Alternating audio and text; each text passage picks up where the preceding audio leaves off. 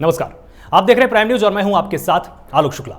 देश भर में कोरोना वायरस हर रोज अपना ही रिकॉर्ड तोड़ता जा रहा है। गुरुवार देर रात की बात करें तो भारत में कोरोना का अब तक का सबसे बड़ा अटैक हुआ है। 24 घंटे में देश भर में कुल 1,31,968 नए पॉजिटिव केस सामने आए।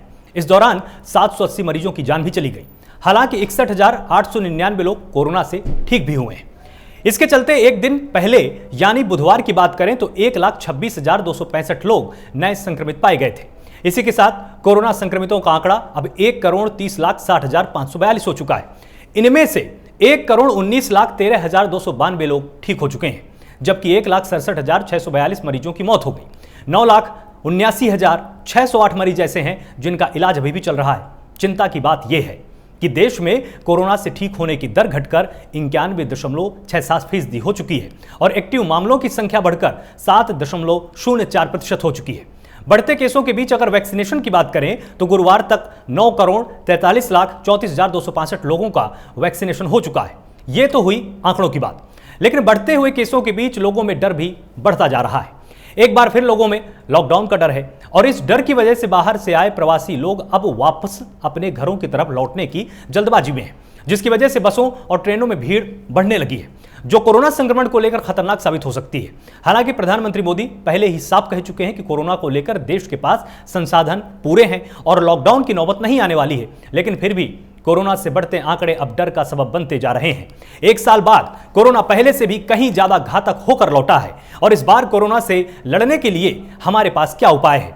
ऐसे तमाम सवाल हैं जिनके इर्द गिर्द आज की हमारी चर्चा रहने वाली है। तो जान पर भारी ये महामारी है और कोरोना का कहर दूसरी लहर के रूप में सामने आया है। आपको बताएं कि शुक्रवार को 1.31 मतलब 1,31,000 मामले सामने आए। 24 घंटे में 39 लोगों की कोरोना से मौत हुई है यूपी में और राजधानी लखनऊ में अगर बात करें तो 2,369 नए कोरोना के केस सामने आए। राज्य में अब एक्टिव केसों की संख्या 39,338 हो चुकी है। आपको बताएं कि लगातार जिस तरह से 66,88,000 से ज्यादा लोगों को वैक्सीन दी जा चुकी है, 11,79,000 लोगों को दूसरी डोज दी जा चुकी है, जो कि 28 दिन के बाद लगती है। 24 घंटे में 8,490 से ज्यादा के केस सामने आए हैं। तो इस तरह से ये आंकड़ा उत्तर प्रदेश में डराने वाला है। अकेले राजधानी में 2300 से ज्यादा केस आए हैं, यह भी सच में चिंता की बात है और राज्य में एक्टिव केसों की संख्या 39,000 से ज्यादा है। आपको बताएं कि 66,88,000 से ज्यादा लोगों को वैक्सीन दी गई है और दूसरे डोज में 11,79,000 से ज्यादा लोगों को दूसरी डोज लग चुकी है। तो हालांकि वैक्सीनेशन लगातार जरूरी है, लेकिन कुछ आंकड़े ऐसे भी सामने आए कि जिनको दूसरी डोज लग चुकी है वो भी अगर सीधे तौर पर प्रत्यक्ष रूप से कोरोना वायरस के संपर्क में आ रहे हैं तो वो भी बीमार पड़ रहे हैं। मतलब 70 से 80% वैक्सीन आपका बचाव करेगी, लेकिन अगर आप बहुत ज्यादा लापरवाही पर आमादा हो जाते हैं तो निश्चित रूप से आप कोरोना की चपेट में आएंगे। और इसके लिए डर पहले भी डॉक्टर्स ने, वैज्ञानिकों ने जताया था कि किसी भी तरह से वैक्सीन इस बात की गारंटी किसी बीमारी में नहीं होती है कि अगर आपने वैक्सीन ले रखी है तो आप बीमार नहीं होने वाले हैं। आपको सावधानी उसी तरह से रखनी है जैसे कि एक सामान्य नागरिक रखता है। अगर किसी को वैक्सीन लगी है वो और जिसको वैक्सीन लगी है वो, उन दोनों को सेम सावधानियां बरतने की जरूरत है, क्योंकि दोनों में से कोई भी बीमार पड़ सकता है। हालांकि वैक्सीन आपके इम्यून सिस्टम को मजबूत जरूर करती है कि अगर आप कहीं से भी अप्रत्यक्ष रूप से हल्का फुल्का संपर्क में आते हैं कोरोना के तो आप जल्दी से बीमार नहीं पड़ेंगे, आप बच जाएंगे। लेकिन अगर आप लगातार कोरोना वायरस के संपर्क में आएंगे तो आप भी बीमार पड़ेंगे। इसीलिए ये आंकड़े आपके साथ साझा करना बेहद जरूरी थे। उत्तर प्रदेश में कोरोना के जो आंकड़े हैं वो हमने आपको दिखाए कि किस तरह से एक्टिव केसों की संख्या 39,000 से अधिक हो चुकी है। 66,88,260 लोगों को वैक्सीन लग चुकी है और 11,79,437 लोगों को वैक्सीन की दोनों डोज लग चुकी हैं। लेकिन इसके बाद भी चिंता खत्म नहीं होती है। चिंता अभी भी वहीं पर है कि क्या मास्क, सैनिटाइजर, सामाजिक दूरी के नियम की अवहेलना करना यानी इनको नजरअंदाज करना अब भारी पड़ सकता है? बिल्कुल भारी पड़ सकता है, क्योंकि जिस तरह से 1,31,000 आंकड़े सामने आए हैं तो आप समझिए कि जो दूसरी लहर इसकी आई है वो पिछले साल की लहर से कितनी ज्यादा खतरनाक है। पिछले साल का जो अधिकतम आंकड़ा मुझे याद है वो 97,000 के आसपास का था, लेकिन अब आप सोचिए कि 1 लाख से अधिक आंकड़े अगर लगातार सामने आ रहे हैं तो कितनी तेजी के साथ कोरोना पूरे के पूरे देश में, हर एक राज्य में, हर एक इलाके में फैल रहा है। तो ये चिंता की बात है हम सबके लिए और इसीलिए आज हम इस पर विमर्श करेंगे। हमारे साथ तमाम डॉक्टर्स होंगे, चिकित्सक होंगे और साथ ही हमारे साथ प्रांत संगठन सचिव भी होंगे, डॉक्टर वैद्य होंगे। हम उनसे भी जानकारी हासिल करेंगे और ये समझने की हम कोशिश करेंगे कि आखिर किस तरह से इससे बचा जा सकता है और हमारे लिए किस तरह से सावधानी बरतने का अब समय आ चुका है। तमाम मेहमान मेरे साथ जुड़े हुए हैं, मैं आपको पहले एक बार उनसे रूबरू करा देता हूं। डॉक्टर वैद्य ईश्वरचंद मेरे साथ हैं, प्रांत संगठन सचिव हैं, बहुत बहुत स्वागत है आपका प्राइम न्यूज पर। डॉक्टर मनोज यादव हैं, एमडी होम्योपैथिक मेडिसिन, आपका भी बहुत बहुत स्वागत है प्राइम न्यूज पर। डॉक्टर अरुण पांडे चिकित्सक विशेषज्ञ हैं, आपका भी बहुत बहुत स्वागत है प्राइम न्यूज पर। और डॉक्टर पंकज कुमार चिकित्सक मेरे साथ जुड़े हुए हैं, आपका भी बहुत बहुत स्वागत है प्राइम न्यूज पर। तो सबसे पहले डॉक्टर वैद्य, मैं आपके पास आना चाहूंगा, आपसे समझना चाहेंगे कि जिस तरह से कोरोना की दूसरी लहर आई है, पहली लहर में मुझे याद है कि पिछले साल का अधिकतम आंकड़ा 97,000 के आसपास था, लेकिन अब 1,31,000 के आंकड़े को छू चुका है। कितनी बड़ी चिंता की बात है और लोगों को अब कितनी सावधानियां बरतने का समय आ चुका है? देखिए, ऐसा है कि जो आप आंकड़े की बात कर रहे हैं, तो आंकड़ा इसलिए हमें ज्यादा लगता है क्योंकि टेस्टिंग बहुत ज्यादा बढ़ गई है। जिस समय हम पिछली बार कोरोना की डिटेक्शन करते थे, हमारे पास जो जांच करने के साधन है इतने ज्यादा व्यापक नहीं थे। अब जांच करने की जो हमारी सुविधा है वो बहुत व्यापक हो गई है और व्यापक होने के साथ साथ लोग खुद जागरूक होकर टेस्ट करवाने के लिए जा रहे हैं। उसके पीछे 2-3 कारण है। पहले लोग डर के मारे इसलिए टेस्ट करवाने के लिए नहीं जाते थे कि जैसे ही हमारा टेस्ट पॉजिटिव आएगा हमें उठा के आइसोलेशन में किसी ऐसे अस्पताल में डाल दिया जाएगा जहाँ हम किसी से बात नहीं कर सकेंगे, किसी से मिल नहीं सकेंगे, पता नहीं हमारे साथ वहाँ पे क्या होने वाला है।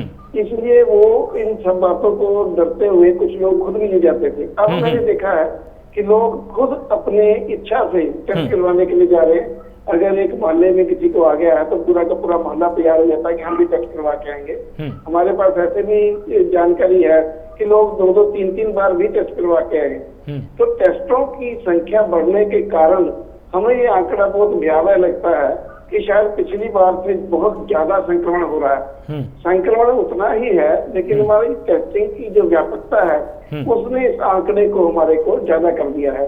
और दूसरी बात यह है कि जो डराने वाली या चिंता वाली बात यह है कि जितने लोग भी इस बार संक्रमित हो रहे हैं उनमें मोर्टेलिटी पिछली बार से कुछ ज्यादा हुई है। मोर्टेलिटी ज्यादा होने का कारण ये वो जो हमें समझना पड़ेगा कि क्या कारण है कि जो पिछली बार का स्ट्रेन था या वायरस कमजोर था या हम लोग उस वक्त ज्यादा इंटेंसिवली उसको टैकल कर पाए थे, तो या हम लोगों ने अपनी जो पर्सनल हाइजीन है, पर्सनल जो कारण है जिनसे हम अपनी इम्यूनिटी को बूस्ट कर सकते थे, उसमें कोई लापरवाही की है जिसकी वजह से इस बार जो मोर्टेलिटी है पहले से कुछ बढ़ी है। वो चिंता का कारण है। हालांकि जो टेस्टिंग में हमारे पॉजिटिव रिपोर्ट आ रही हैं उस संख्या से हमें ज्यादा डरने की जरूरत मतलब आपका संकेत इस तरफ है कि जो कोरोना वायरस है वो पहले से ज्यादा स्ट्रांग हुआ है या लोगों की जो प्रतिरोधक क्षमता थी उसमें कहीं ना कहीं कमी आई है? लगता है तो कुछ ऐसा है क्योंकि जो म्यूटेशन होती है, म्यूटेशन को हमारी बॉडी कैसे रिस्पॉन्ड कर रही है इसके विषय में हमें विशेषज्ञों को सोचना पड़ेगा कि हमें अपने जीवन शैली में, अपनी चिकित्सा में क्या बदलाव करना पड़ेगा ताकि जो मोर्टेलिटी को हम चेक कर पाए। अगर इन्फेक्शन माइल्ड इन्फेक्शन होती है उसकी तरफ हम ज्यादा ध्यान ना भी दे पाए तो हमें मोर्टेलिटी को रोकने के लिए हमें साधन करने पड़ेगा। ठीक है, डॉक्टर मनोज यादव हमारे साथ जुड़े हुए हैं, होम्योपैथिक से काफ़ी सालों से लगातार ये चिकित्सा का काम कर रहे हैं। इनको अच्छे से मालूम है कि किस तरह से होम्योपैथिक बहुत जरूरी हो जाती है। आपको अच्छे तरह से मालूम होगा कि जब कोरोना आया तो बहुत सारी ऐसी दवाएं थी होम्योपैथी की जो लोगों ने इस्तेमाल की, जैसे आर्सेनिक, एल्बम 30, इस तरह की तमाम दवाएं लोगों ने इस्तेमाल की। आपको क्या लगता है कि होम्योपैथी का कितना बेहतर इस्तेमाल हो सकता है और लोगों को क्या अब इस वक्त लापरवाही करने की जरूरत है? क्योंकि अभी भी मैंने देखा लोग ऑफिस में मास्क नहीं लगा रहे, सैनिटाइजर का इस्तेमाल नहीं कर रहे, भीड़ भाड़ वाले इलाके में लगातार जा रहे हैं। शादी समारोहों में संख्या निर्धारित है 100 के आसपास की, लेकिन फिर भी 500 लोग वहां पर उपस्थित हैं। किस तरह की सावधानी बरतने की अब जरूरत है? हाँ, तो नमस्कार सर। एक्चुअली में आपका सवाल 2 सवालों से जुड़ के एक सवाल बना है, तो दोनों का मैं अलग अलग पार्ट कर लेता हूँ। एक तो इसका प्रिवेंशन क्या है और लोग लापरवाही कर रहे हैं। दूसरा आपका सवाल था कि होम्योपैथी कैसे वर्क करती है। जी। तो सर, होम्योपैथी का जो काम करने का तरीका होता है, एक्चुअली में कॉन्सेप्ट होता है। कॉन्सेप्ट ये होता है कि प्रत्येक व्यक्ति वो स्वस्थ है या बीमार है, यह इस बात पर निर्भर करता है कि उसकी वाइटलिटी कितनी कमजोर है या कितनी स्ट्रांग है। वाइटलिटी अगर मैं दूसरे आसान शब्दों में कहना चाहूं तो वाइटल फोर्स एक इलेक्ट्रोमैग्नेटिक फील्ड होता है एक तरह का, जिसकी वजह से कोई भी इंसान जीवित रह सकता है और इस की वजह से ही कोई भी इंसान बीमार होता है। अर्थात एनर्जी कंजर्वेशन के लॉ के अकॉर्डिंग अगर हमारी वाइटलिटी, वाइटल फोर्स कमजोर हो गया, यानी उसकी कुछ एनर्जी हमारी डीअरेंज होते एटमॉस्फेयर में इधर उधर कहीं चली गई, तो उसकी वजह से कोई भी वायरस, बैक्टीरिया, कोई भी पैथोजन बहुत इजीली अटैक कर सकता है और इंसान बीमार हो सकता है। बिल्कुल। होम्योपैथी का जो सिस्टम होता है इलाज करने का सर, ये किसी बीमारी का इलाज होम्योपैथी नहीं करती। मैं सर कह रहा हूँ, ध्यान से सुना जाए, होम्योपैथी किसी बीमारी का इलाज नहीं करती। होम्योपैथी संपूर्ण बीमार का इलाज करती है, एक ह्यूमन का कंप्लीट इलाज करती है। मैं फॉर एग्जांपल आपको बताऊं, कि नक्स होम का किसी के लिए पेट में काम कर सकती है, तो किसी साइकोलॉजिकल डिसऑर्डर पर्सन को भी काम कर सकती है, वो किसी कैंसर के पेशेंट को भी सही कर सकती है। हालांकि एलोपैथी जगत के लोगों के लिए बड़ी एक विचित्र सी बात होगी कि एक दवा जो लूज मोशन ठीक करती है वो कैंसर कैसे ठीक करेगी। तो इसका कारण ये होता है, होम्योपैथी में चिकित्सा का कारण, चिकित्सा का जो मुख्य सिद्धांत होता है कि किसी भी पर्सन को हम इंडिविजुअलाइज करते हैं, और इसीलिए कभी आपने देखा होगा, आप किसी होम्योपैथ के पास जाते हैं, वो आपसे बहुत सारे सवाल करता है, बहुत सारे बातें पूछते हैं, आपकी पर्सनैलिटी को डिटेक्ट करता है। तो होम्योपैथी में मोस्टली जो मेडिसिन होती है, पर्सनैलिटी वाइज किसी पर्टिकुलर मेडिसिन का नाम निकल के आता है कि साहब आपके लिए फलां दवा है, लेकिन जरूरी नहीं कि वही दवा अगले व्यक्ति को सेम बीमारी में काम करे। तो इंडिविजुअलाइजेशन कहते हैं, व्यक्तिगीकरण।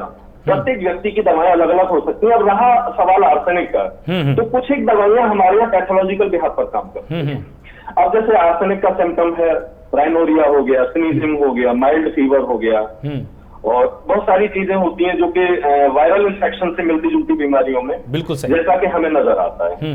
तो इस तरह से आर्सेनिक एल्बम हम मेडिसिन देते हैं और ऑब्वियसली काम करती है। इसमें आर्सेनिक एल्बम ही नहीं, एक मैं मेडिसिन आपके चैनल के माध्यम से संपूर्ण भारत की जनता को बताना चाहता हूँ कि जब किसी भी व्यक्ति को कोई किसी प्रकार का इन्फेक्शन हो जाता है, खासतौर से कोविड इन्फेक्शन हो गया, तो वहाँ बीमारी की कॉम्प्लिकेशन से ज्यादा उसको फियर होता है, उसको डर होता है। और इस कंडीशन में अगर उसको डर ज्यादा है, तो मैं देखता हूं कि कैजुअलिटी के बहुत सारे कारण डर के कारण भी हुए हैं।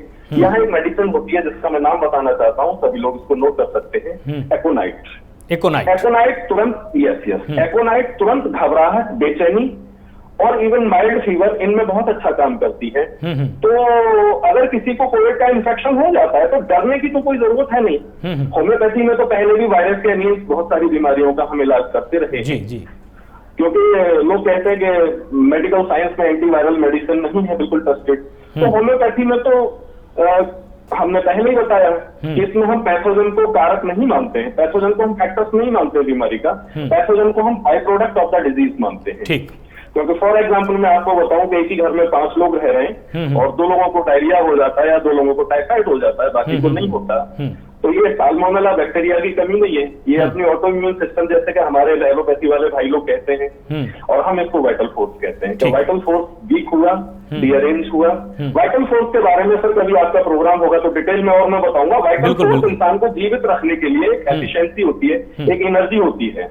इसको आत्मा या प्राण शक्ति से भी बहुत सीधे सीधे कोरिलेट किया जा सकता है, बिल्कुल किया जा सकता है। ठीक, तो उस सब का लगातार बना रहना बहुत जरूरी है। ठीक है, डॉक्टर अरुण पांडे भी हमारे साथ जुड़े हुए हैं, चिकित्सक हैं। डॉक्टर अरुण, आपको अच्छे से मालूम होगा कि कोरोना की दूसरी लहर की बात की जा रही है। लोगों को अंदर से ये डर भी है कि जो कोरोना अब बीच में आया है, ये कहीं ना कहीं पिछले साल वाला कोरोना नहीं है, ये दूसरा स्ट्रेन है।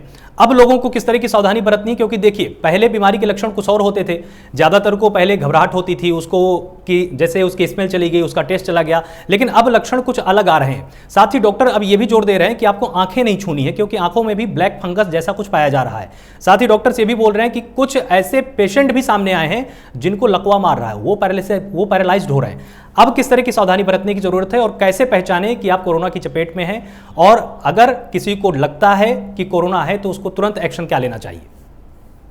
देखिए, सबसे पहले तो मैं ये बता दूं कि जैसे अभी लोग भी बोल रहे थे कि कोरोना का जो इन्फेक्शन है उससे डरने की जरूरत नहीं है। पहली बात एकदम स्पष्ट है कि आपको डरने की, घबराने की जरूरत नहीं है जी। कोविड का जो सेकेंड लहर जो हम लोग बात कर रहे हैं, कोविड-19 का जो सेकेंड लहर की बात कर रहे हैं, उसमें म्यूटेंटेड, ये डबल म्यूटेटेड जो वायरस है, उसकी वजह से ये सेकेंड लहर हमारे देश में भी आई है। और इसका मैं इन्फेक्टिविटी रेट बता दूं, पहले वाले कोविड-19 जो नोवेल कोविड-19 था उससे ज्यादा है। यानी कि ये अगर 10 लोग को इन्फेक्ट करता है तो इससे इन्फेक्शन 14 लोगों तक होने की संभावना है। पिछली बारी में केवल 6 लोगों तक ये इन्फेक्शन की संभावना थी। तो इससे आप सोच सकते हैं कि इन्फेक्टिविटी रेट इसकी बहुत ज्यादा है। और रही बात आपने बोला नए नए सिम्टम्स का, तो जी हाँ, नए नए सिम्टम्स इसके आ रहे हैं। लकवा मारना, आंख में आपने जो बोला फंगस का इन्फेक्शन होना, और इसके साथ साथ जितने भी वायरल जो इन्फेक्शन के साथ, फीवर के साथ जो भी सिम्टम्स होते हैं इसमें प्रेजेंट है, जैसे कि पॉलीआर्टिकुलर पेन, यानी कि अगर आपके सभी जोड़ों में दर्द हो रहा है, खासकर कमर में दर्द, तो भी देखा गया है कि ऐसे भी पेशेंट कोविड पॉजिटिव आए हैं। तो पॉलीआर्टिकुलर पेन भी अब नए सिम्टम्स में है, और इसमें कोई जरूरी नहीं है कि आपको फीवर हो ही। कभी कभी पॉलीआर्टिकुलर, जब लो बैक एक या अपर बैक एक में पेन लेके पेशेंट आता है, उसको अगर कोविड की जांच कराता है वो, तो पॉजिटिव आ रहा है। तो इसके मल्टीपल स्पेक्ट्रम ऑफ सिम्टम्स हैं, यानी कि बहुत ज्यादा इसके सिम्टम्स बहुत ज्यादा वैरी करते हैं। कोई एक चीज पे और या कोई एक सिम्टम की कमी कर सकते कि फला सिम्टम्स पे ही अटैक करेगा, लेकिन हाँ, अगर सिम्टोमेटिक हैं, तो पहले से सिम्टम्स की बात जो करी जा रही है आपके चैनल के माध्यम से, तमाम लोग पूरे देश में ये बातें फैलाई जा रही हैं कि हाँ भाई ये सिम्टम्स हैं। इसके अलावा भी मैं ये बोल रहा हूँ कि कभी भी आपको लगे कि आप अंदर से, यानी कि जो बात हो रही थी कि सेहतमंद महसूस नहीं कर रहे हैं, अगर आपको तबीयत खराब जैसी बात आ रही है, तो जरूर आप कोविड का टेस्ट कराएं। कोविड के टेस्ट कराने से आप तो निश्चिंत हो ही जाते हैं कि मुझे चलो कोविड इन्फेक्शन है, आइसोलेशन में जाना है, फिर अगर फर्दर मेरे तबियत खराब होती है तो मुझे हॉस्पिटलाइजेशन होना है। लेकिन उससे क्या होगा, अगर आप इस तरह से जागरूक रहेंगे तो आपसे इन्फेक्शन दूसरों को नहीं फैलेगा, आपके फैमिली में नहीं फैलेगा। तो ये जरूरी है कि जब भी आपको लगे कि आपकी सेहत खराब लग रही है, या फिर गले में जकड़ा जुकाम टाइप का हुआ है, हल्का फीवर आ रहा है, मलेज है, आपको थकान महसूस हो रही है, जोड़ों में दर्द महसूस हो रहा है, और ये कब महसूस हो रहा है, अभी 2-4-5 दिन 5-7 दिनों से 10 दिनों से है, तो जरूर आपको मैं आपके चैनल के प्राइम न्यूज के चैनल के माध्यम से अपील भी करूंगा कि आप लोग इसको नजरअंदाज न करके कोविड-19 जो भी RT-PCR कराना चाहिए हमें, उसका वेट करके, और जब तक ये रिजल्ट आ नहीं जाता है। कई जगह ये भी देखा गया है कि हमने RT-PCR कराया और हम मार्केट में घूम रहे हैं, हर जगह घूमने चले गए, बाद में पता चलता है कि 24 घंटे बाद हमारा रिपोर्ट आ गई पॉजिटिव।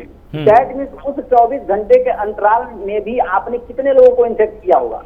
तो जो भी मेरी आप सबसे अपील है कि जो भी कोविड का टेस्ट कराने जा रहे हैं, टेस्ट कराने के बाद आप अपने आप को आइसोलेट रखें, ये मेरी बहुत अपील है आपसे। जी, डॉक्टर पंकज हमारे साथ जुड़े हुए हैं। डॉक्टर पंकज, आपको क्या लगता है कि जिस तरह से अभी इन्होंने मार्केट में जाने की बात की, तो मार्केट में लोग जाएंगे तो काम से जरूर, लेकिन ये सावधानी तो बरती जा सकती है कि जैसे ही काम खत्म हो तुरंत अपने घर को वापस आ जाएं, कि मतलब जो आपका सोसाइटी के साथ कनेक्शन का टाइम है उसको अगर लोग कम कर लें तो इससे भी कितना फायदा हो सकता है, किस तरह की सावधानी बरतने की हमको जरूरत है? देखिए, समझना ये है कि जो कोविड की दूसरी लहर जो कही जा रही है, यह काफी घातक है जी। और वो जो डॉक्टर साहब ने भी बताया, डॉक्टर साहब पांडे ने, कि ये काफी इसकी इन्फेक्टिव रेट काफी ज्यादा, बिल्कुल सही बताया। तो जैसे कि एग्जांपल के तौर पे कल दिल्ली का अगर डाटा देख लें, दिल्ली का ही केवल देख लें, तो उसमें इन्फेक्शन जो पॉजिटिविटी रेट है वो 8-9 के आसपास पहुंच गया, जो कि बहुत ही गंभीर विषय है अपने आप में और काफी चिंता का विषय है। तो लोगों को इन्फेक्शन काफी हद तक फैल रहा है और लोग बहुत ज्यादा इन्फेक्ट हो रहे हैं। हमें समझना है जो इन्फेक्शन डाटा जो हम डेली अखबार दिखा रहे हैं, 1,31,000 जो आपने बताया, 900 कुछ बताया, 1,31,000 उन लोगों का है जो टेस्ट कराने गए। बिल्कुल सही, बहुत जरूरी बात आपने बोली। पॉजिटिव वो टेस्ट कराने वही जाता है जिसको लक्षण लगते हैं, जिसको लक्षण नहीं लगते और डॉक्टर के नहीं जाएगा। मान लीजिए मेरे हेडेक, सर में दर्द नहीं है तो मैं गोली नहीं खाऊंगा, डॉक्टर के नहीं जाऊंगा। जो जुकाम बुखार खांसी लक्षण लगा तो मैं जाके टेस्ट कराऊंगा, तो ही मैं जाऊंगा, वरना मुझे शौक नहीं है कि मैं जाके टेस्ट कराऊंगा बिना बात को भी कोविड का। तो समझना ये कि जिन लोगों को लक्षण लगे सिर्फ उनका ही डाटा है हमारे पास, और हर व्यक्ति लक्षण वाला टेस्ट कराने नहीं जा रहा। और ये साइंस बता चुकी, रिसर्च बता चुकी है कि कोविड के मेजॉरिटी ऑफ केसेस, 60-70% केसेस केवल एसिम्प्टोमेटिक ही हैं। तो ये समझिए कि जो डाटा 1,30,000 जो आया है, ये बहुत छोटा डाटा है, केवल समुद्र में बूंद बराबर है। असली का फिगर तो बहुत व्यापक है, बहुत भयानक है और बहुत डराने वाला है। मैं पैनिक करने की स्थिति में नहीं करेंगे, आप पैनिक हो जाएं, घबरा जाए, नहीं। पर हमें समझना चाहिए, प्रधानमंत्री जी ने हमें, मोदी जी ने भी कहा, बाकी सब लोग भी, साइंटिस्ट डॉक्टर भी कहते हैं, एहतियात बरतना है। आपने जो बोला कि बाजार जाएं, कार्य से जाएं, बिल्कुल जाएं। अभी मौज मस्ती का समय नहीं है, पार्टी का समय नहीं है। अभी जान बचा लीजिए अपनी, तो कल जी के पार्टी कर लेंगे, शादी ब्याह में चले जाएंगे, बर्थडे पार्टी भी कर लेंगे, अगर जीवित रहे तो, स्वस्थ रहे तो। पर अगर खुदा ना खास्ता ऊपर वाले की मर्जी न रही, कुछ हमें हो गया या हमारी वजह से हमारे परिवार या मित्रगण को हो गया तो हम जीवन भर के अपने आपको दोषी ठहराएंगे कि हमें माफ कर पाएंगे? नंबर एक। नंबर समझना है कि जो हम अपनी लापरवाही से बाकी लोगों को इन्फेक्ट कर रहे हैं तो क्या ये सही कर रहे हैं? दूसरा सवाल ये उठता है, जब हमें पता है कि मास्क अभी वैक्सीन जो है वो सब लोगों तक नहीं पहुंची है और हर एज ग्रुप के लिए अभी उपलब्ध भी नहीं है, पर समझना ये है कि वैक्सीन की जब तक नहीं लग जाती है तब तक हमारा जो मास्क है, हमारा प्रोटेक्शन लेयर है, वही वैक्सीन का काम कर रहा है। सबसे बढ़िया मास्क, सोशल डिस्टेंसिंग और आपकी पर्सनल हाइजीन, हाथ साफ करना, ये तो 3 मंत्र जो आपको पता है वो तो हर किसी को पता है। लोग हल्ला कर रहे हैं वैक्सीन साहब हमें वैक्सीन नहीं लग रही है, ये लगेगी, समय आगे सबको लगेगी, पर जो आपके पास यंत्र है उनका तो उपयोग कर लीजिए। मास्क लगाओ, लोगों आधे लोग मास्क फॉर्मेलिटी के लगाते हैं, नाक से नीचे लटक रहा होता है। 90% लोगों मास्क लगा तो नाक से देखिए नाक दिख रही होती है, तो मास्क ना लगाने बराबर है, वो इन्फेक्शन फैला रहा है लोगों को। तो मास्क लगाना और सही तरीके से लगाना ये भी बहुत जरूरी है। उसके साथ साथ समझना यह है कि हम एक जिम्मेदार नागरिक का रोल करें, क्योंकि हमारी जो हेल्थ सिस्टम है पहले ही ओवरलोड हो रखा है। आप देख रहे होंगे, अक्सर खबर पढ़ रहे होंगे कि शहरों में खासकर अस्पताल के बेड, आईसीयू बेड, वेंटिलेटर बढ़ते जा रहे हैं और बेड मिलने में बड़ी परेशानी हो रही है। तो अगर इस समय भगवान ना करे, अल्लाह ना करे, अगर हम बीमार पड़ जाते हैं तो हमें उस परिस्थिति में ना गुजरना पड़े, हमें इसका एहतियात बरतना पड़ेगा। बिल्कुल। इस समय हालत बड़ी गंभीर है। दूसरा, हमारी वजह से कोई दूसरा गंभीर रोग हमारे परिवार में किसी को हो जाता है तो उसके लिए हमें मारामारी करनी पड़ेगी, इलाज के लिए खर्चा अलग और जान पे बनाई अलग, वो एक अलग समस्या होगी। तो हम छोटे से मास्क और छोटी छोटी बातों को ध्यान रख के इस बड़ी परेशानी को दूर भगा सकते हैं। और ये जानना है कि ये कोरोना वायरस एक दिन में जाने वाला नहीं है, बिल्कुल एक बिल्कुल लहर है और जो धीरे धीरे ऊपर बढ़ रही है, एक पीक पे पहुंचेगी जिसमें कुछ समय लगेगा, अभी कुछ हफ्ते लग सकते हैं, जिसको पहुंचते पहुंचते अलग अलग टाइम लगता है। तो ये केस अभी बढ़ने हैं, अभी बढ़ने शुरू में, पूरे पीक तक नहीं पहुंचे हैं। जब पीक आएगी तो धीरे धीरे नीचे आना शुरू, जैसे लास्ट टाइम देखा था आपने। तो अभी पीक आएगी तो अभी केस और बढ़ेंगे। अपनी कमर कस लीजिए, लापरवाही बिल्कुल मत करिए। अब समय आ गया है, लॉकडाउन सरकार नहीं कर रही, पर आपको लॉकडाउन अपना खुद लॉकडाउन करना है, यानी कि अपने घर से जब भी निकलना बहुत जरूरी है, वरना अपने घर में रहिए, अपने डिस्टेंस बनाइए, अपनी चीजों का एहतियात बरतिए, हल्के में मत लीजिए। लोगों के मन में वहम आ गया है कि कोरोना वायरस हल्का पड़ गया है, ऐसा नहीं होता, जुकाम खांसी है, ऐसा नहीं है। जिनके घर में मौतें हुई हैं, जो हिंदुस्तान में लाखों मौतें हुई, दुनिया लाखों मौतें हुई, उनसे पूछिए कि कोरोना वायरस क्या कर सकता है और क्या कर देगा। तो कोरोना वायरस को हल्के में नहीं लेना है, ये एक बहुत भयानक और जानलेवा बीमारी हो सकती है। एहतियात बरतिए, डरना नहीं, घबराना नहीं, पैनिक नहीं होना है, पर जानकारी के साथ सही कदम उठाने हैं, सही कदम उठा के आगे बढ़ना है और एक अच्छे नागरिक का रोल अदा करके अपने आप को, अपने परिवार को, अपने दोस्तों को, अपने समाज के लिए अच्छा कार्य करके बचाव करते हुए आगे बढ़ना है, हमें समझना पड़ेगा। बिल्कुल। डॉक्टर वैद्य, आपके पास आते हैं, हम आपसे एक बात यहाँ पर समझना चाहते हैं कि लोग घरेलू नुस्खों को ठीक से अपनाते हैं। मान लीजिए कोई स्वस्थ व्यक्ति है, वो किस तरह की आयुर्वेदिक औषधियों का इस्तेमाल कर सकता है अगर वो स्वस्थ है, अगर वो बीमार नहीं है, जिससे कि कोरोना से उसका बचाव भी हो पाए, उसका इम्यून सिस्टम भी स्ट्रांग हो, और किस तरह का डाइट चार्ट उसका होना चाहिए, किस तरह का भोजन उसको लेना चाहिए ताकि उसका जो इम्यून सिस्टम है वो बहुत ज्यादा स्ट्रांग रहे? देखिए, ऐसा है कि हमारे जो कुदरत है, जिसे हम प्रकृति बोलते हैं, उसने हमें बहुत सारी ऐसी चीजें दी हैं जो हमारे हेल्थ के लिए, हमारे स्वास्थ्य को रक्षा करने के लिए बहुत सहायक होती हैं। 2-3-4 बड़े पक्के फार्मूले हैं। एक तो यह है कि मौसम में जो सब्जियां फल होते हैं उनका सेवन अवश्य करें, क्योंकि और जिस स्थान पे हम रहते हैं वहाँ के लोकल, ये नहीं कि हम कहीं और से मंगवा के खा रहे हैं और रास्ते में ट्रांसपोर्टेशन में कैसे आ रहे हैं, कैसे पकाई जा रहे हैं, ऐसी चीजों में जो फल और सब्जियां ऐसी आती हैं उसकी बजाय। और दूसरी बात यह है कि बिल्कुल ताजा बना के खाया जाए। बासी जो चीजें हैं वो हमारे हेल्थ के अंदर जो फ्री रेडिकल्स हैं उनको पैदा करती है, जो हमारे इम्यून सिस्टम को डाउन करती है। तीसरी बात, जो भी हमारे आयुष डिपार्टमेंट ने एक काढ़ा, जिसे हम आयुष क्वाथ के नाम से भी जानते हैं, बहुत प्रचलित भी रहा, उसका उपयोग भी बहुत हुआ, जिसमें 4 चीजें, शुंठी, तुलसी, दालचीनी और गिलोय डाल के वो बनाया गया है। उसका सेवन रोज अगर करते हैं तो हमारा जो रेस्पिरेटरी सिस्टम, जो कि इसका होस्ट पार्ट है, यहाँ पे आके वायरस सीधा अटैक करता है, तो उसके जो म्यूकस मेम्ब्रेन्स हैं उनके अंदर उन सेल को स्टिमुलेट करता है जो ऐसे वायरसेस को फाइट कर सकती हैं, तो उनका हमें उपयोग करना चाहिए।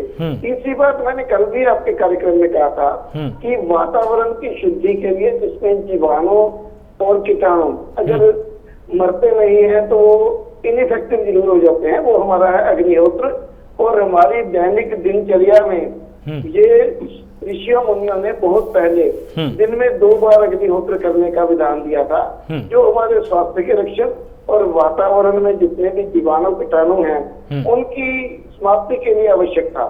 तो अगर हम ऐसी चीजों का प्रचलन करते हैं, क्योंकि हमने ये देखा कि अभी सारा कुछ करने के बावजूद हमने सोशल डिस्टेंसिंग भी की, हमने इसके साथ साथ लॉकडाउन भी किया, हमने मास्क भी लगाया, लेकिन उसके बावजूद अभी हम दूसरे जो एपिसोड में है, इसके अटैक में है वायरस के, उसमें जा रहे हैं। तो हमें कुछ ना कुछ अल्टरनेट सोचना चाहिए और हमें अपने पुराने प्राचीन ऋषियों की बुद्धि के ऊपर निर्भर करके, उनके ऊपर विश्वास रख के इन मेथड्स को भी अपनाना चाहिए।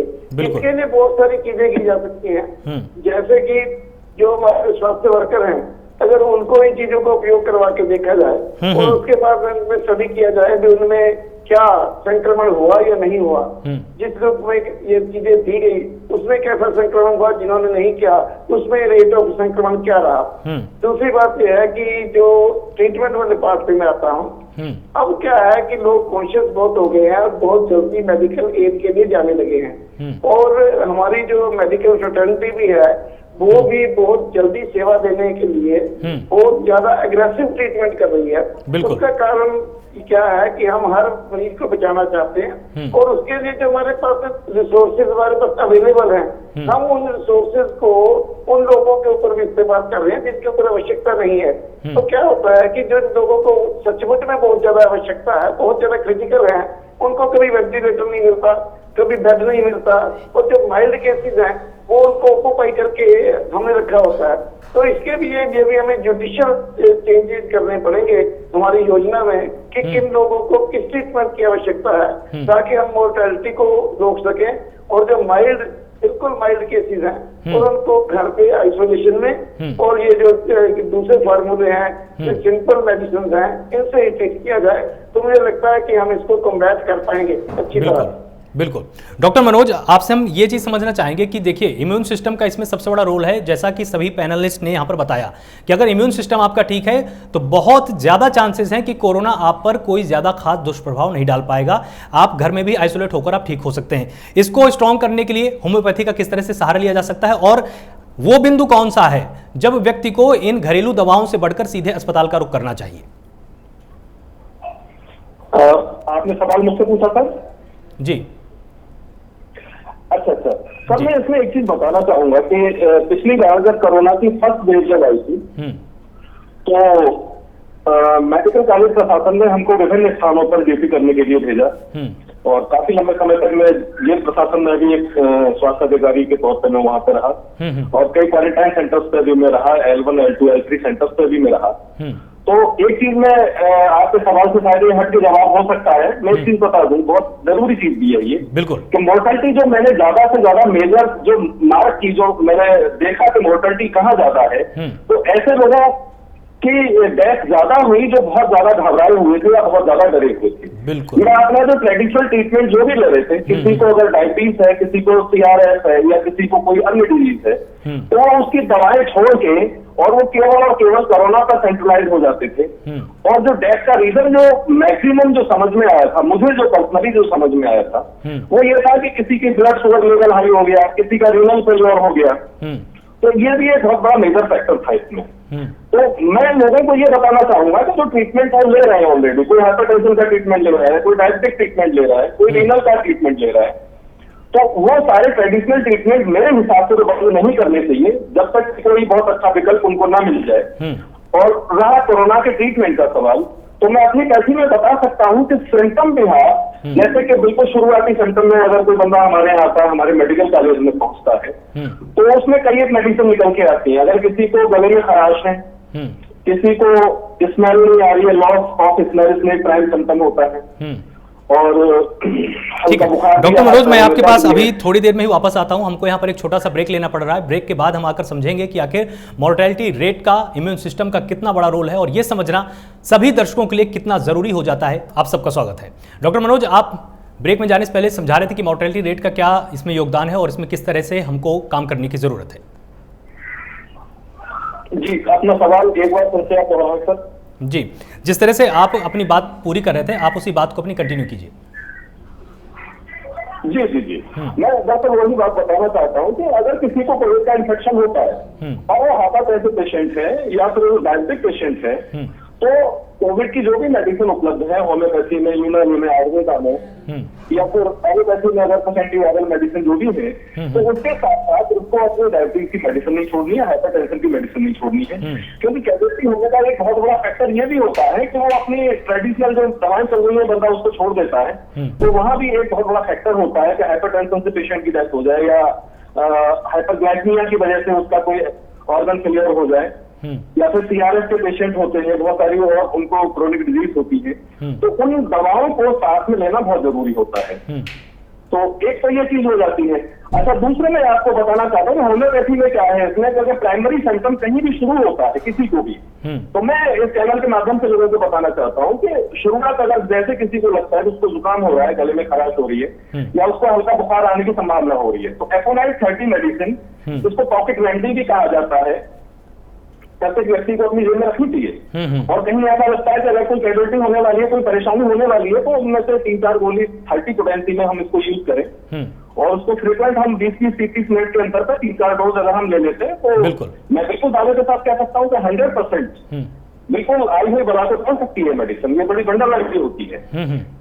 आर्सेनिक एल्बम तो हम तब देते हैं जब इन्फेक्शन हो चुका होता है, इसको राइनोरिया हो रहा है, आंखें लाल हो रही है, आंखों से पानी निकल रहा है और डिजीज तो में कहीं पे 1 या 2 दिन हो भी गया है, तो वहाँ आर्सेनिक एल्बम है, कैंसर है, यूपेटोरियम अगर हड्डियों में दर्द होता है, तो वहाँ ये सारी मेडिसिन काम करती है। लेकिन अभी एक बहुत जानकारी वाली बात ये रहेगी कि एपोनाइट 30 मेडिसिन बिल्कुल प्रत्येक व्यक्ति को अपने घर में रखनी चाहिए। बिल्कुल। और अगर कहीं शुरुआत होती है किसी भी तरह की कोई तकलीफ होती है, तो एपोनाइट 30 बिल्कुल साइड इफेक्ट लेस मेडिसिन है और इसका बिल्कुल यूज कर सकते हैं। जी, तो डॉक्टर अरुण पांडे, जिस तरह से इन्होंने कुछ दवाओं का नाम भी बताया, इन्होंने ये भी बताया कि किस तरह से सावधानी बरतने की ज़रूरत है, किस सिम्टम पर हमको किस तरह का एक्शन लेना चाहिए। एक जो सबसे बड़ा सवाल दर्शकों के मन में ये है कि जो पिछले साल भी था लोगों के मन में कि अगर उनको कोई अन्य किस्म की बीमारी है पहले से ही, पहले किडनी की बीमारी हो, उसको शुगर की बीमारी हो, हार्ट की बीमारी हो, उन मरीजों को अब कितना सावधान रहने की ज़रूरत है, क्योंकि अभी भी ऐसे मरीज तमाम सामाजिक समारोहों में जाकर शामिल हो रहे हैं, तमाम जगहों पर ऐसी जा रहे हैं जहां पर भीड़ भाड़ है। अब क्या उनको वापस से उसी परिस्थिति में रहने की ज़रूरत है जिस तरह से पिछले साल रहे कि अपने आप को उन्होंने घरों में लॉक कर लिया था? जी देखिए, जो कोमॉर्बिड कंडीशन, जो आपने बात जितने डिजीजों का नाम लिया, उसको मेडिकल टर्म में कोमॉर्बिड कंडीशन कहते हैं। कोमॉर्बिड कंडीशन का मतलब कि ये वो कंडीशन है जिसमें इन्फेक्शन होने का, आपको और डिजीज का होने का खतरा रहता है, इसीलिए हम उसको कोमॉर्बिड कहते हैं। क्योंकि ये मॉर्बिडिटी यानी कि आपको ये अगर इस पे ट्रीटमेंट नहीं हुआ तो ये आपकी मौत का कारण बन सकता है, इसलिए वो कोमॉर्बिड कंडीशन है। इसमें डायबिटिक, हाइपरटेंशन, एक चीज और बताना चाहता हूँ मैं, जितने भी मेडिकल कोमा, 2 तरह की कोमॉर्बिडिटीज होती है, एक मेडिकल कोमॉर्बिडिटी और सर्जिकल। तो सर्जिकल कोमॉर्बिडिटी में बहुत ज्यादा इफेक्ट तो नहीं होता, लेकिन मेडिकल कोमॉर्बिडिटी में बहुत ज्यादा इफेक्ट है कोविड-19 का। तो जितने भी पेशेंट ऐसे हैं जो पहले से किसी लंबे समय से दवा चल रही है जिनकी, तो 100% ये बात सत्य है कि जिनकी दवा लंबे समय से चल रही है उनकी इम्यूनिटी कम होगी due to that particular drug, जो भी आप दवा ले रहे हैं उनके कारण आपकी इम्यूनिटी लेवल कम होगा। बिल्कुल। तो इनको ये सावधानी तो पिछली बार भी थी कि आप जितने भी कोमॉर्बिड कंडीशन वाले पेशेंट हैं या फिर जो बुजुर्ग हैं, जो जिनकी उम्र 60 या 65 के ऊपर है, उनको बहुत ज्यादा सावधानी बरतने की जरूरत है। अब इस बार जो दूसरी लहर है उसमें मैं एक बार और बता दूं, बहुत इंपॉर्टेंट ये है कि जो पिछली बार जो कोविड-19, जो नोवेल कोविड-19 का इन्फेक्शन था, वो बच्चों में नहीं देखा जाता था, लेकिन ये जो कोविड-19 है, जो म्यूटेंटेड है, ये बच्चों में भी इन्फेक्शन कर रहा है। तो ये इसकी हमारे लिए और ज्यादा सतर्कता देने वाली है, क्योंकि पहले आप पूरी डाटा उठा के दे सकते हैं पूरे वर्ल्ड वाइड, कोई भी पेशेंट 8 साल से कम का बच्चा कोई इन्फेक्ट नहीं हुआ है, लेकिन इस लहर में ये बच्चे भी इसके जद में आ रहे हैं। तो बच्चों के साथ अब यानी कि हम ये कह सकते हैं कि कोई भी उम्र अब इससे कोई भी उम्र इससे रेसिस्टेंट नहीं है कोविड-19 का जो दूसरी लहर है। तो हमें केवल बुजुर्गों को, कोमॉर्बिड कंडीशन वाले लोगों को केवल सावधानी नहीं रखनी है, सभी एज ग्रुप को सावधानी रखनी है, क्योंकि ये किसी को छोड़ने वाला नहीं है। अगर हम सतर्क नहीं रहते हैं। और मैं आपके चैनल के माध्यम से मैं बताना चाहता हूँ, एसएमएस विथ वी, मैं उसका फुल फॉर्म बताता हूँ। S means social distancing, M means mask, S means sanitisation and V मतलब वैक्सीनेशन। अगर ये एसएमएस के साथ आप वी लेते हैं, वी के साथ आप हैं, तो आप उस कंडीशन में, यानी कि वैक्सीनेशन क्या कर, आप लोग आप पूरा न्यूज चैनल में भी चाहे हर जगह ये आप देख रहे हैं कि वैक्सीनेटेड लोग भी पॉजिटिव आ रहे हैं।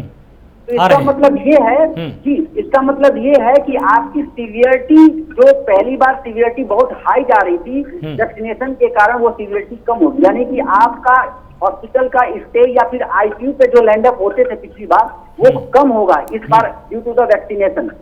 तो एसएमएस के साथ वैक्सीनेशन पे हमें ध्यान देना। मैं इस पॉइंट आउट इसलिए करना चाहता था कि बहुत लोगों के मन में एक क्वेश्चन आता है कि वैक्सीनेशन लगने के बाद भी इन्फेक्शन तो हो ही रहा है, बिल्कुल तो सीवियरिटी कम हो जा रही है, क्योंकि कोई भी वैक्सीन जो आजकल दो हमारे वैक्सीन जो भारत में है वो कोवैक्सीन और कोविशील्ड, उसकी भी एफिकेसी कोवैक्सीन की 80% है और कोविशील्ड की 75% माना गया है। कोई भी पूरी दुनिया में ऐसी कोई वैक्सीन अभी तक नहीं बनी जो 100% एफिकेसी है। तो यानी कि अगर 80% एफिकेसी के साथ हमारे देश में कोवैक्सीन और जो वैक्सीनेशन है तो हमें उसको लगाना चाहिए। और अब तो हमारे प्रधानमंत्री मोदी जी ने भी दे दिया है कि 14 से लेके 21 तक के बीच में वैक्सीनेशन महोत्सव मनाए। तो मैं आपके चैनल के माध्यम से अपील भी करना चाहता हूँ एक चिकित्सक होने के नाते कि वैक्सीनेशन में आपका जब नंबर आता है, अगर आप उस ग्रुप में आते हैं तो जरूर वैक्सीनेशन लगाएं। कोई भी बात ये मत सोचे कि वैक्सीनेशन लगाने के बाद भी तो इन्फेक्शन हो रहा है। बहुत सारे डॉक्टर इन्फेक्ट हो गए हैं जो वैक्सीनेशन लगा चुके हैं।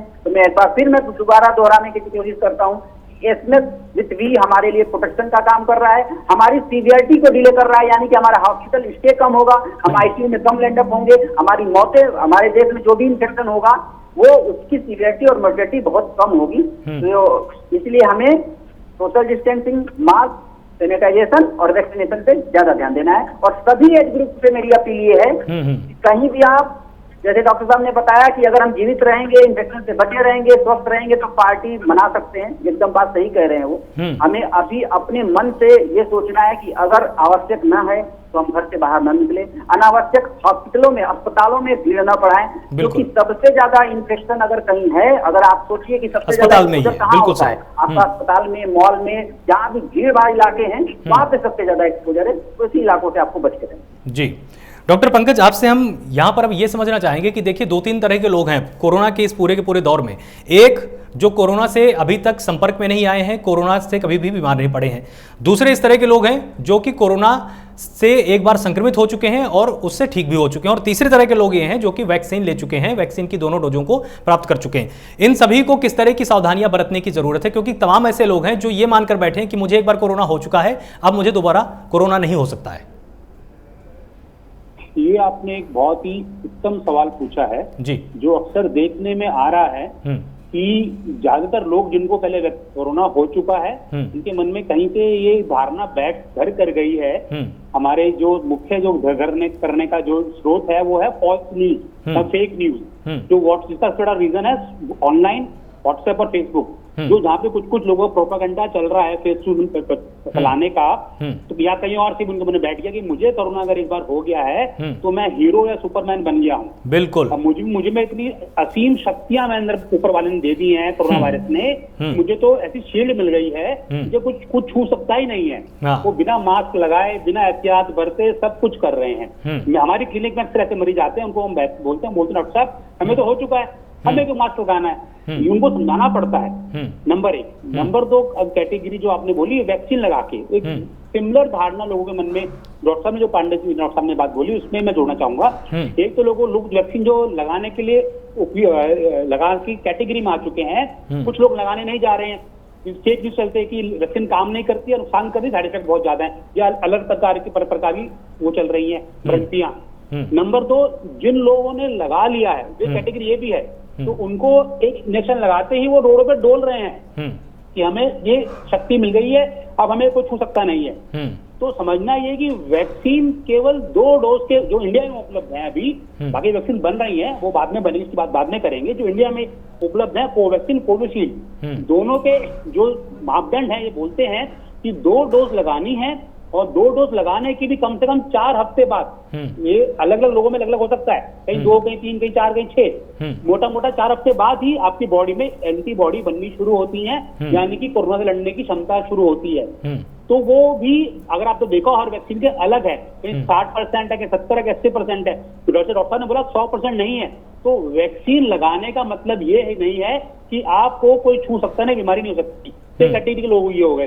और हम लौट के वापस आपके सवाल पर आए, पहली कैटेगरी के लोग जिनको ना तो कोरोना हुआ है ना वैक्सीन लगाई है, तो वो अपने आप में सबसे गंभीर कैटेगरी के लोग हैं, उनको सबसे ज्यादा खतरा है। अगर एक कमरे में कोरोना का कोई केस है और 3 लोग बैठे हुए हैं, मान लीजिए इसको कोरोना कभी नहीं हुआ, इसको कोरोना हो चुका और तीसरा कैटेगरी इसको वैक्सीन लग चुकी है, तो सबसे ज्यादा खतरा कोरोना होने का जिस व्यक्ति को ना तो वैक्सीन लगी है ना कोरोना हुआ उसको होगा।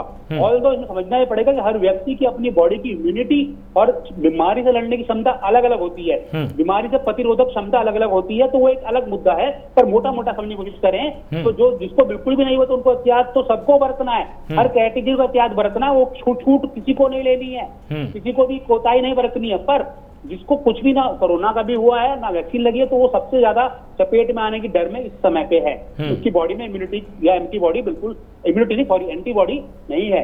नंबर 2, जिनको कोरोना हो चुका है पर समझ इनको भी दोबारा हो सकता है, क्योंकि ये रिसर्च ने भी बताया नहीं है कि कोरोना से जो एंटीबॉडी बॉडी में बनी है वो कब तक लास्ट करेंगी। उसमें बहुत सारे पैमाने हैं, सिवियरिटी ऑफ इलनेस क्या है, एज क्या है, कोमोर्बिडिटी फैक्टर्स क्या है, उस पैमानों पर डिपेंड करता है और इसलिए उसका कोई शॉर्ट क्राइटेरिया नहीं है। नंबर 3, जिनको वैक्सीन लग गई है, क्योंकि ये बीमारी बिल्कुल नहीं है, यह बीमारी पहले संसार में नहीं थी, इसके बारे में डॉक्टर साइंटिस्ट को ज्यादा नहीं पता। बिल्कुल 1 साल अब हो गया है तो धीरे रिसर्च आ रही है, रोज नई नई रिसर्च के बाद रोज नई नई फाइंडिंग्स मिल रही हैं जो हमको और संसार को पता लग रही हैं, और अभी बहुत कुछ पता लगना बाकी है।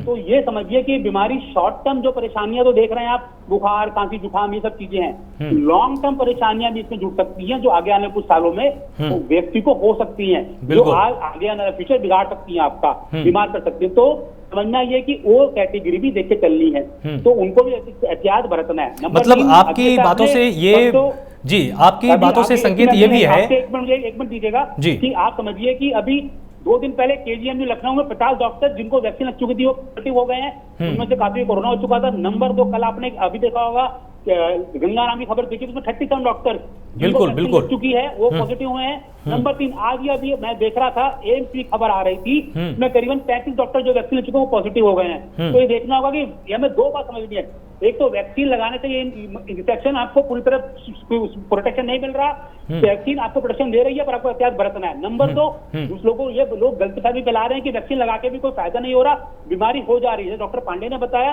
कि बीमारी हो सकती है तो उसकी सिवियरिटी कम हो रही है और आपके मरने की जो श्रृंखला है वो कम होगी, मॉर्बिडिटी कम होगी और आपको सीरियस इलनेस नहीं होगी और आप शायद आईसीयू में ना लैंड अप करें और अब कम हल्के इलाज में घर पे ही ठीक हो जाएं। तो हमें डॉक्टर ने बताया SMSV बहुत जरूरी समझ याद रखना है और उसको फॉलो करना है हर हालत में, उसमें कोई कोताही नहीं बरतनी। आप को सवाल पूछे आप सब पूछें जी। इसमें मतलब आपकी बातों से एक बात का भी संकेत मिल रहा है कि जो लोग कोरोना पॉजिटिव हो चुके हैं और जो उससे ठीक हो चुके हैं उनको लगातार अपना एक रूटीन चेकअप कराना होगा, क्योंकि आगे चल के भी वो गंभीर बीमारियों का शिकार हो सकते हैं। देखिए बिल्कुल ये बहुत रिसर्च का विषय है। जो लोग कोरोना से पॉजिटिव हो चुके हैं वो हमें ड्रिल देना डाटा मिल रहा है। अभी परसों ही लंदन की एक मेडिकल लैंसेट जर्नल बोलते हैं जो कि नंबर में दुनिया में टॉप में मानी जाती है, उसमें रिसर्च पाई गई है कि 3 में से 1 व्यक्ति को यानी कि 34% लोगों को न्यूरोलॉजिकल या साइकाइट्रिक इलनेस 6 महीने के बाद या विदिन 6 मंथ्स हो रही है जो कोरोना हुआ है। तो इसका चपेट केवल हार्ट लंग पे नहीं है, पूरी बॉडी को ये बीमार कर रही है, आपके दिमाग पे भी असर आ रहा है। विदिन 6 मंथ डिप्रेशन, एंग्जाइटी और दिमाग का न्यूरोलॉजिकल प्रकार की बीमारियां विदिन 6 मंथ 34% लोगों में पाई गई है, जो कि बहुत बड़ा पैमाना है, बहुत बड़ा नंबर है। तो अभी आगे आने समय में धीरे धीरे बताएगा। अगर आपको कोई परेशानी हो रही है तो उसको छुप, जैसे कोरोना ठीक 6 महीने पहले होगा छुपा लीजिए, वो उससे जुड़ी हो सकती है। तो डॉक्टर की राय लीजिए, डॉक्टर को दिखाइए, इलाज कराइए और अपनी जांचें करा के उसको रेगुलर फॉलोअप में रहना बहुत अति आवश्यक है और उसको नजरअंदाज नहीं कर सकते आप। बिल्कुल ठीक बोला आपने। डॉक्टर वैद्य आपके पास आएंगे। जिस तरह से ये तथ्य सामने रखा डॉक्टर अरुण ने कि बच्चों को भी अभी जो धीरे धीरे संक्रमण हो रहा है, तो बच्चों के लिए किस तरह से आयुर्वेद में तमाम औषधियां हैं, क्या उनको घरेलू स्तर पर दिया जा सकता है और बच्चों के भोजन में किस तरह के खाद्य पदार्थ को शामिल किया जाए ताकि वो सुरक्षित रहें? देखिए, बच्चों के बारे में जहाँ तक बेसिक रूल्स हैं वो तो वही है जो शरीर के हैं, चाहे वो बचपन में है, चाहे जवानी में है, चाहे वो बुढ़ापे में है। रिक्वायरमेंट्स बचपन में जैसे प्रोटीन की ज्यादा होती है तो हाई प्रोटीन डाइट लेते हैं, उससे इम्यून सिस्टम भी बूस्टअप होता है। तो सबसे बड़ा नुकसान बच्चों को होगा वो होता है फास्ट फूड से। जो फास्ट फूड बच्चे खाते हैं उसके साथ जो उनकी सेहत के साथ खिलवाड़ होता है वो बहुत ज्यादा उनके इम्यून सिस्टम को डाउन कर देता है। और आजकल जो फास्ट फूड का चलन बहुत ज्यादा हो गया है और अब तो डोर टू डोर सर्विस भी हो गई है कि सब लोग जो है वो डोर टू डोर जाके ऑर्डर करते हैं और फास्ट फूड घर में पहुंच जाता है। और वो जो फास्ट फूड घर में पहुंचता है वो आप रेस्टोरेंट में भी नहीं है, सामने भी नहीं है, कैसा कब का बना हुआ है इसका आपके ऊपर सिर्फ विश्वास ही है। तो ऐसी चीजों से बच्चों को बचाना चाहिए। दूसरी बात, फिर बच्चों को ऊपर स्ट्रेस बहुत ज्यादा असर करती है। आजकल एग्जाम का स्ट्रेस है, कंपटीशन का स्ट्रेस है, आगे बढ़ने का स्ट्रेस है, वो स्ट्रेस भी उनके इम्यून सिस्टम को बहुत ज्यादा डाउन करती है। उनको स्ट्रेस में से निकल कर रिलैक्स होकर जीवन जीने का एक आदि डालना चाहिए। उसमें योग और जो जिसे कहते हैं खेल कूद, इसके ऊपर भी ध्यान देना चाहिए ताकि वो अपने सिस्टम्स को बूस्टअप करके रखे और मिलजुल के जो खुश होकर रहने का तरीका है वो सीख सके। अब कंपटीशन में एक दूसरे से आगे निकलने के स्ट्रेस में वो अपने इम्यून सिस्टम को बहुत डाउन करते हैं और दूसरे के साथ मिलजुल के खुशी बांटना नहीं चाहते। ये भी उनके इम्यून सिस्टम को डाउन कर रहा है जो कि बहुत सारी बीमारियों की जड़ है। क्योंकि जो हम जिसे हम रोग प्रतिरोधक क्षमता कहते हैं ना, उसे संक्रमण प्रतिरोधक क्षमता कहता हूँ। रोग तो दूसरे भी हैं, शुगर भी है, हाइपरटेंशन भी है, टाइफाइड भी है, लेकिन संक्रमण जो है उसको रोकने की जो शक्ति है उसके ऊपर बहुत बड़ा असर स्ट्रेस का होता है। तो ये जो संक्रमण को बचाना है इसके लिए हमें बच्चों की डाइट में नेचुरल फूड और ताजा फूड और खास करके मैं ये कहूँगा दूध का सेवन अवश्य होना चाहिए और वो भी गाय का दूध। और गाय भी अगर देसी गाय मिल जाए तो जो A2 मिल्क है वो हमारी बूस्ट करता है इम्यून सिस्टम को, वो इसमें जरूर ऐड करना चाहिए ताकि हमारे बच्चों के ऊपर जो है इस संक्रमण का खतरा कम से कम हो सके। जी डॉक्टर मनोज, अब जिस तरह से चर्चा हमारी अंतिम पड़ाव पर है, आप प्राइम न्यूज़ के माध्यम से दर्शकों से क्या अपील करना चाहेंगे कि वो किस तरह की सावधानी बरतें और साथ ही आगे चलकर अगर हमें कोरोना से बचना है तो क्या क्या कदम उठाने की जरूरत है? जी देखिए, सबसे पहला तो सवाल ये है सर कि कंटामिनेशन से बचा कैसे जाए। क्योंकि मैं रोजाना बाजार में देख रहा हूँ, जब मैं चलता फिरता हूँ, यहाँ से निकलता हूँ तो लोग मास्क नहीं लगाते हैं, किसी भी तरह का कोई प्रिकॉशन नहीं लेते हैं। अगर उनको ठीक भी आ रही है तो एक दूसरे के सामने खड़े होकर छींक लेते हैं वो। बिल्कुल सही। तो इस तरह की जो इस तरह की जो चीजें हैं ये खुद ही लोगों को समझनी चाहिए। और ये पुलिस की जिम्मेदारी नहीं है कि वो लाठी लेकर दौड़ाए तभी मास्क लगाया जाए। ये एक बहुत गलत चीज है लोगों की। उनको खुद ही मास्क लगाना चाहिए। अगर किसी पर मास्क नहीं है तो वो गमछे का प्रयोग कर सकता है और अपना मुंह ढक सकता है बंदा। और सैनिटाइजर अगर घर में नहीं है तो साबुन से, पानी से हाथ धोए जा सकते हैं बार बार। कुल मिलाकर ज्यादा से ज्यादा संपर्क में आने से बचना चाहिए। ये इसका प्रमुख कारण यही है बचने का। हमें यही एक मेन चीज हो सकती है कि हम ज्यादा से ज्यादा दूर रहें, दूरी बना के रहें लोगों से, और जहाँ बहुत आवश्यक हो वहाँ पूरा प्रिकॉशन लेके मास्क लगा के और हाथों को सैनिटाइज करके हम लोगों के पास में जाएं और जहाँ आवश्यक ना हो वहाँ हम लोगों के पास में नहीं। जी डॉक्टर अरुण, आप क्या यहाँ पर हमारे दर्शकों से अपील करना चाहेंगे कि उनको क्या करना चाहिए? क्योंकि देखिए कोरोना की ये जो लहर है बहुत ही खतरनाक है। आंकड़े लाखों की संख्या को धीरे धीरे पार कर रहे हैं और साथ ही डॉक्टर्स का ये भी कहना है कि ये आंकड़ा अभी दिन प्रतिदिन और बढ़ेगा क्योंकि अभी कोरोना का पीक नहीं आया है। डॉक्टर से बात करना कि आप ये सोचिए कि जो भी आंकड़े आए हैं वो आंकड़े वो है जिन सिम्टम्स आया है वो उन्होंने चेक कराया है। इतने लोग तो अनसिम्टोमेटिक, मैक्सिमम अनसिम्टोमेटिक लोग भी हैं जो ये फॉलो ही नहीं कर रहे हैं। तो आपके चैनल के माध्यम से मेरी अपील यही है कि जो मैंने पहले भी अपने वक्तव्य में बताया, SMS विथ वी हमेशा आप देखिए। मास्क जो अभी डॉक्टर ने बताया कि मास्क भी लोग ऐसे पहनते हैं। हमारे हॉस्पिटल में भी मैं जब भी मैं पेशेंट देखता हूँ एक सबसे पहला काम तो ये कि आपके चैनल के माध्यम से जरूर बताना मैं चाहूंगा कि मास्क प्रॉपरली लगाइए, क्योंकि यही एक शील्ड है। जो प्राइमरी शील्ड है वो आपका मास्क है। क्योंकि अगर आप मास्क लगाते हैं तो आप खुद सोचिए कि हमारे हाथों में अगर मान लीजिए किसी के हाथ मिलाने पे या कहीं सरफेस पे भी अगर मान लीजिए इन्फेक्शन आपके वायरस का कुछ कण आ गए, और अगर आदतन अगर आप मुंह के पास लेके जाते हो, अगर आपका मास्क प्रोटेक्टेड है तो आपका एंट्री पोर्टल एंट्री जो है बच गया। केवल आंख बचता है, तो आंख प्राय लोग बहुत ज्यादा आंख की तरफ हाथ नहीं पहुंचता, लेकिन मुंह और नाक हमारी आदत होती है, हमारी रिफ्लेक्ट होते हैं कि ऐसे हम पूछ लेते हैं। तो पहला जो मूलभूत चीज है इसको रोकने के लिए वो है मास्क। उसके बाद मास्क को लगाना ही लगाना है। और मैंने पहले भी बोला कि आपको जितना सोशल डिस्टेंसिंग, यानी कि अगर मैं तो सोशल डिस्टेंसिंग के अलावा एक और चीज बोलता हूँ, उसमें ऐड करना चाहता हूँ, पर्सनल डिस्टेंसिंग, यानी कि एक पर्सन से दूसरे पर्सन की दूरी सदैव हमेशा 2 फीट होनी चाहिए। बिल्कुल। चाहे आप वो मार्केट में गए हों, चाहे वो आप सामान खरीद रहे हो, चाहे हॉस्पिटल में गए हों, बिल्कुल। डॉक्टर के पास भी मिल रहे हैं तो 2 फीट दूरी की दूरी मिलिए। डॉक्टर खुद आपको बता देंगे कि 2 फीट की दूरी रखिए। बिल्कुल। और sanitisation, hand sanitisation is most important apart from mask. अगर आप मास्क पहनते हैं, हैंड सैनिटाइजेशन करते हैं, तो ये मेरा मानना है कि 50% इन्फेक्शन वहीं आप कंट्रोल कर ले जाते हो। कि अगर मास्क लगाया है और आप हैंड सैनिटाइज कर रहे हो तो लगभग चांसेस अपने आप को इन्फेक्ट करने का आप 50% लो कर देते हो। ठीक। और वैक्सीनेशन अगर आप लगवा लेते हो तो मैंने फिर बताया कि वैक्सीनेशन हमारी सीवियरिटी को कम करती है, हमारे हॉस्पिटलाइजेशन की ड्यूरेशन को कम करती है, और मौत के दरवाजे तक ले जाने से हमें रोक देती है, कि डर को हमारे कम करती है। ठीक है। अपील यही है आपके चैनल के माध्यम से कि जब आपका टर्न आए तो बढ़ चढ़ के वैक्सीनेशन में हिस्सा लीजिए। ये हमारे लिए संजीवनी का काम है। ठीक है, बहुत बहुत शुक्रिया आप सभी मेहमानों का हमारे साथ जुड़ने के लिए। आपने बहुत ही विस्तार से हमारे दर्शकों को समझाया है। दर्शकों को भी ये समझना बहुत जरूरी है कि जितना जरूरी पिछले साल आपके लिए मास्क था, सैनिटाइजर था, उतना ही जरूरी आज भी है। वैक्सीनेशन भी उतना ही जरूरी है जितना कि लगातार सरकार दावा कर रही है, जितना लगातार डॉक्टर आपसे अपील कर रहे हैं। लेकिन आपको सावधानी अब सबसे ज्यादा बरतने की जरूरत है, क्योंकि कोरोना की यह स्ट्राइक पिछले साल के तुलना में बहुत ज़्यादा भारी है, बहुत ज़्यादा ताकतवर है, और कोरोना का जो नया स्ट्रेन है उसके लक्षण भी असामान्य हैं, ये सामान्य की श्रेणी में नहीं आते हैं। तो सावधान रहिए, सुरक्षित रहिए, अपने परिवार को बचाइए और लगातार जुड़े रहिए प्राइम न्यूज़ के साथ।